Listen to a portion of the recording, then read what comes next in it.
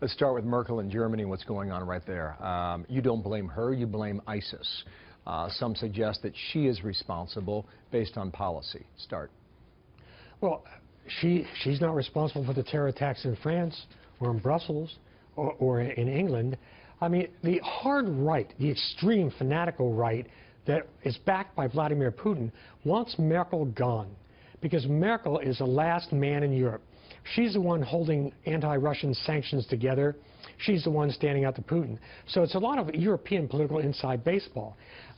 Angela Merkel clearly made a grave mistake in briefly opening Germany's borders to far more refugees and economic migrants than Germany can or could absorb. But she doesn't have blood on her hands for the Berlin attack. ISIS has the blood on their hands. This is a big deal in Germany, as Yes. well it should be, especially in the coming year when they look at elections. Now you've got this whole nexus with Russia and Iran and Turkey and Syria, and the United States is noticeably absent. What is the impact of this power vacuum now in the Middle East, Colonel? Well, there's no longer a power vacuum because Russia and Iran have filled it, and Turkey have filled it.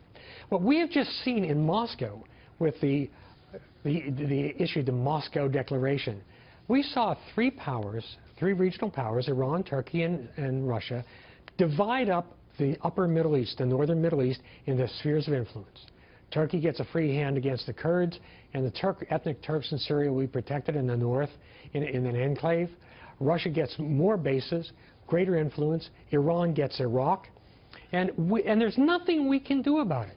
The 8 years of the Obama presidency have seen this unprecedented, phenomenal collapse of American power. 8 years ago, Iraq was convalescing. The Middle East was relatively peaceful. Our military was respected and feared.